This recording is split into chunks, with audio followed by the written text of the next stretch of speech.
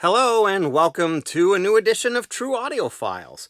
Before I get into the topic of the day, I just wanted to put out another reminder about my Facebook group, True Audiophiles. I'd love for everyone to join that. I've already gotten several subscribers or additions to the group over the past few weeks, so I want to thank those of you who have started to join and participate a little bit. I'd love to see some more. It's been going slowly, but it's coming along, and it's been really fun seeing everybody join up. So I hope you do the same.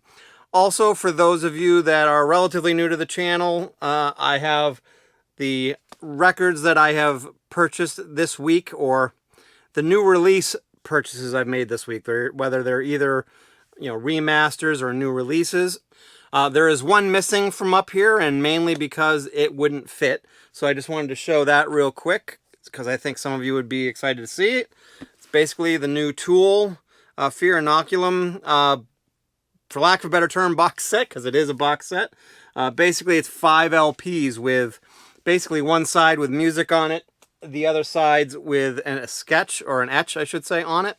The one major disappointment that I have, that is a huge pet peeve of mine, however, is it was pressed at Memphis Record Pressing, which is probably one of my least favorite pressing plants. So I'm crossing my fingers that these ones came out okay and that they did better quality control than they usually do. So hopefully that's the case. I will let you guys know if you're interested in how the pressings came out after they're cleaned and listened to. All right, so now on to the topic at hand this week, which is Jimi Hendrix, Are You Experienced? And if you've read the headline, which I'm pretty sure you would have if you would have clicked onto this, you'd know that there is some controversy involved with it, or at least I feel there is, and maybe with this video spreading, going viral, maybe, it will become more controversial. But basically, I purchased the new UHQR version from Analogue Productions. I'm not going to go on and do the open, box reveal or things like that, because there's plenty of those out there, and if you're a person that's just looking at all these sound quality shootouts for this product, you'll already have seen probably dozens of them already. So it's a great box, just like a lot of probably people have said. Not probably, because I've already seen them. I know a lot of people have said it, and I agree with it. With this and the One Steps, the boxes are way, way too large. I understand the reasoning behind it. At least my assumption is the reasoning behind it is that you feel like you're getting more bang for your buck, if you will, because they are expensive, and it does make them feel more special. However, I feel that it is overkill, and this box especially, and actually the One Step as well, could probably be about half as thick and still be, in my opinion, just as special looking and feeling. So just taking up a lot of space that I'm running out of. So anyway, so I've got that one there. And I also have this one here, which is a first press. I'll show you the label to kind of, I guess, prove it. 67, I believe. So, with the tricolor label on it. And actually in really, really good condition. I went ahead and re-cleaned it with my ultrasonic cleaner, along with all the rest of the versions I have as well, just to make sure that they were as clean as I could possibly get them. I also have what I'm about 90% sure is an early 70s pressing, which has got basically the brown label on it with the orange Reprise logo. This one was actually the first version I ever got, and it is in incredible condition. Then the plastic's a little beat up on the bottom of this, but I also got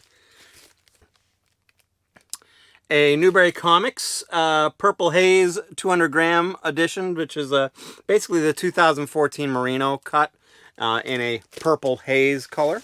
This one I think is right now my most valuable, although the UHQR might surpass that eventually. But it's a very cool looking vinyl, Purple Haze vinyl, which is very cool and obviously very appropriate for what we have here. And the last one, and definitely least, this isn't the last version that I have, but it's basically the last one that is labeled as stereo, which is my, I think it's an early German pressing. I want to say it's in like 67-ish version, which is very similar, as you could see, at least from the design, to the UK version, in the sense that it's got the same tracks, track listings and everything as the UK version. And I say sort of stereo, or whatever I said previously, because this one's very bizarre. And it quickly got out of the mix for sound quality shootouts, because it was a mono and they kind of tried to make it quasi stereo, and they did a very, very poor job doing it, because it seems like the right balance of tonal balance on the left speaker, but the right speaker seems like the highs and maybe some of the lows were kind of taken out of the mix. It's just a super, super bizarre version. I might try to investigate it more, because it's a possibility it's a bootleg too. I don't know. I've never experienced anything quite like that before.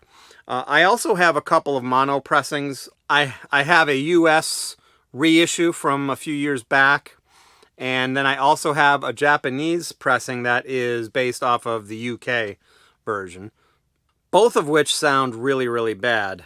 They definitely were taken from whatever master is currently floating around right now of the mono mix, which sounds like it's a 3rd or 4th generation tape, and it does not sound good. I'm really hoping that they discover the UK original master, or the one that was used for the French Barclay version, which, way back when, because both of those sound infinitely better. And for the mono mix, which the mono mix is just kind of great, because if you're wanting to kind of listen to the performance and things on that nature, it's really nice. So you're not kind of having this weird stereo effect. Stereo effect's cool for, just kind of experiencing it. So for the "Are you experienced" aspect of it, it's definitely good. So I've talked about controversy, and I'll get into that a little bit later, but let me first kind of tell you how I went about deciding how to go about the sound quality show, which I try to do for every single one of them, especially when I've got a new release that I'm comparing to others. So in this case, I cleaned the UHQR version and listened to it all the way through once. And after doing that, I kind of made an assessment on which tracks I thought would make the most sense to demo and compare, since it's virtually impossible to just try to listen to the whole album all the way through, and then go on to the next one and listen to the one all the way through and get a fair A-B comparison. And, just to kind of be straight with everybody, my A-B comparisons, my sound quality shootouts are not super scientific. I don't do blind A-B. I won't go into the details about that in terms of why I don't, but I do try to do everything I can to get the levels about equal. I don't go into measuring it or anything like that, but I use my ears to try to gauge and make sure that they're all playing back at about the same volume, so I get a relatively fair comparison. So with this one, it was a kind of an odd situation, because actually right off the bat, or somewhat right off the bat, when listening to the UHQR, the one thing I will say about the UHQR, I put it on, listened to it, as most audiophile reissues go, it sounded great, sounded clear, clean. The audio was pretty neutral sounding. It had decent bass, pretty good bass, good natural sounding treble, and the separation was super wide and had a pretty deep sound stage as well, and it sounded very good. And I'm playing through it and get to the second side, and I noticed something odd, and that was that pretty much on the first side, when Jimi's vocals were not centered, they were off to the right. When I started side 2, Wind Cries Mary, the one thing that struck me as odd and kind of startled me a little bit was his vocals were on the left channel instead of the right channel. And I made note of that in my notes, saying, that's kind of odd. Why would they switch channels on that?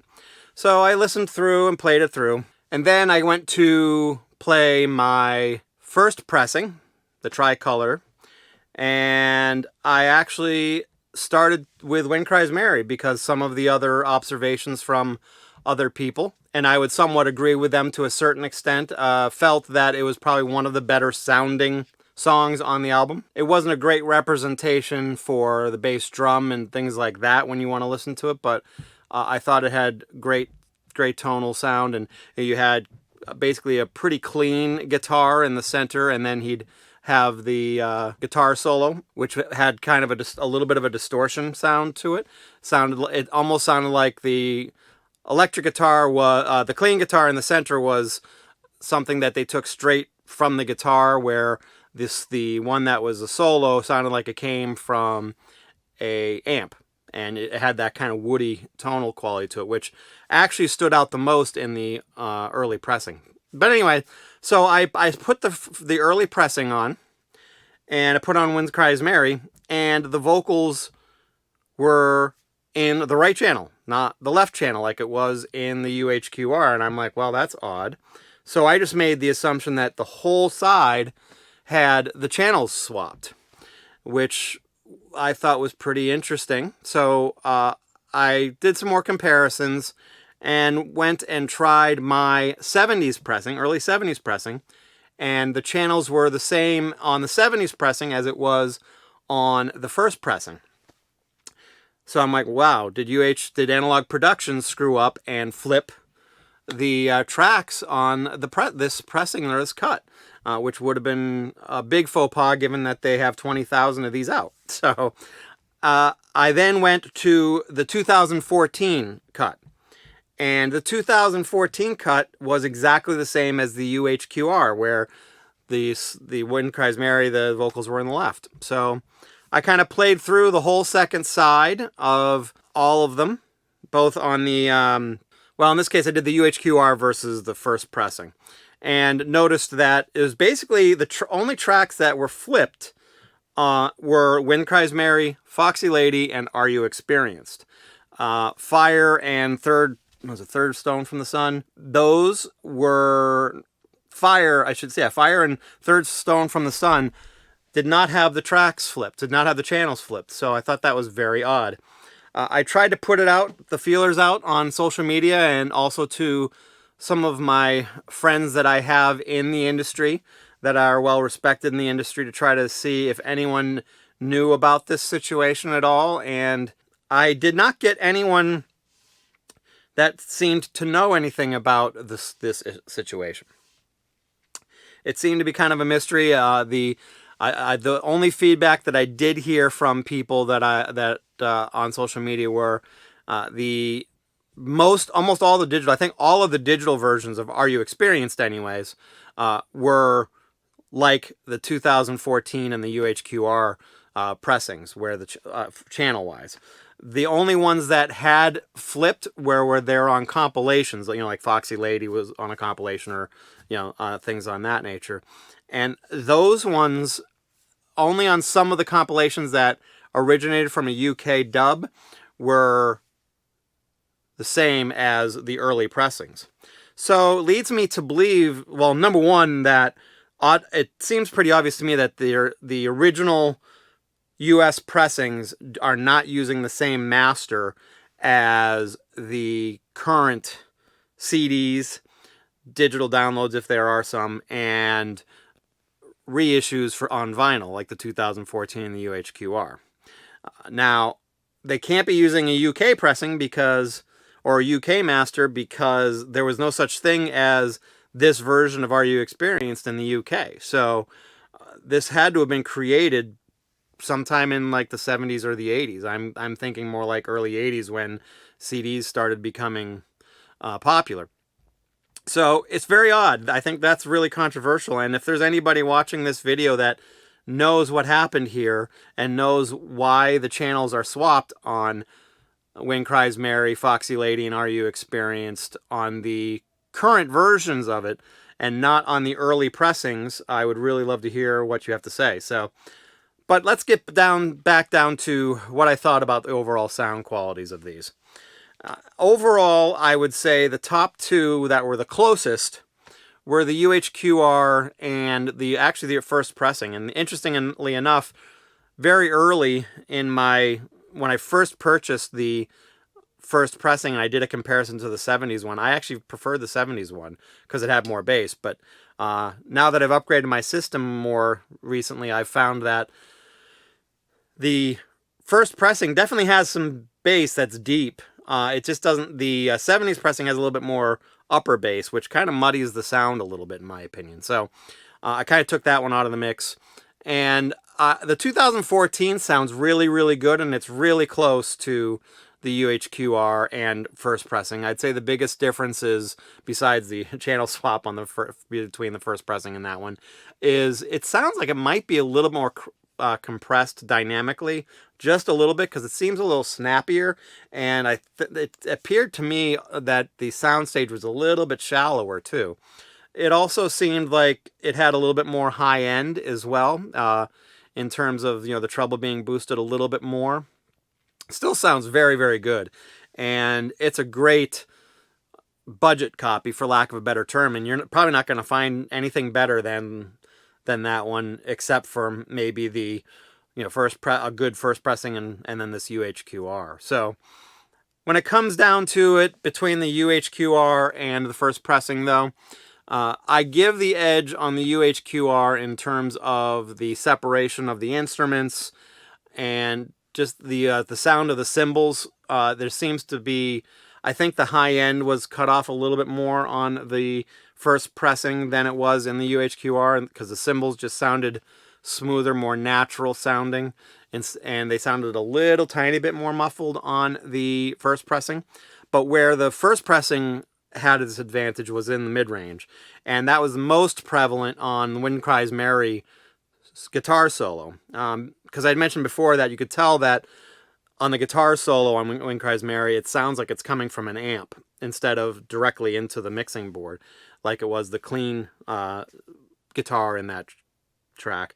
And it's more evident on the first pressing. You could, if I was an expert on guitar amplifiers and speaker cabinets, I would probably be able to tell you which speaker cabinet and amplifier they used easier with the first pressing, because it had a woody feel and sound to it, for lack of a better way to describe it, a better timbre, however you want to say it.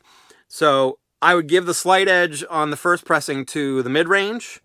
I would give the edge to the UHQR on the higher frequencies, naturalness, and also in the instrument separation. Although, again, the first pressing's really, really, really close on that.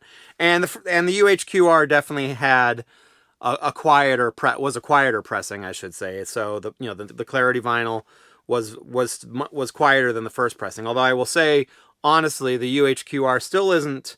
This UHQR is definitely not the quietest vinyl that I own, or record I own, and neither of the other two Jimi Hendrix Clarity vinyl UHQRs were either. Matter of fact, those ones were actually quite a bit noisier than this one. The last couple that I've gotten, the last UHQRs I've gotten, the Miles Davis Kind of Blue and this Jimi Hendrix one, though, are definitely improvements, quite a big improvements over the Jimi Hendrix Axis Bold as Love UHQRs from a pressing standpoint and how quiet they are. But this one actually I think is a hair more noisy than the Miles Davis one, but it still is, by comparison, still one of the quieter pressings I have, just not the quietest I have. So there you have it. The UHQR, if you don't have a first pressing, and but you also want that better instrument separation and the better sound, high frequency sound, especially in the cymbals is where it's most obvious, I would say if you can swing it, get the UHQR. But that first pressing is really good, and the 2014 is very good too. But it's definitely it's to me an obvious third, but it's a close third. So if you can't afford a first pressing and you can't afford a UHQR, you won't be disappointed by the 2014. Because it is still very good, and I think it's still readily available. So I would grab yourself a copy of that if you can't afford the UHQR or the first pressing. So there you have it. I would love to hear your take. Have you done comparisons on the Jimi Hendrix Are You Experienced with the UHQR and some of the other versions? If you have, I'd love to hear your input in the comment sections or in my True Audiophile group on Facebook. I'm also on Twitter and Instagram if you want to check me out there. The links to all those social media pages are down below. If you liked what you saw here, hit that like button. If you want to see more of my videos, subscribe to my channel. If you want to know when my new videos come out, hit that alert bell. So that's all for this week. Thank you very much, and you have yourself a great one.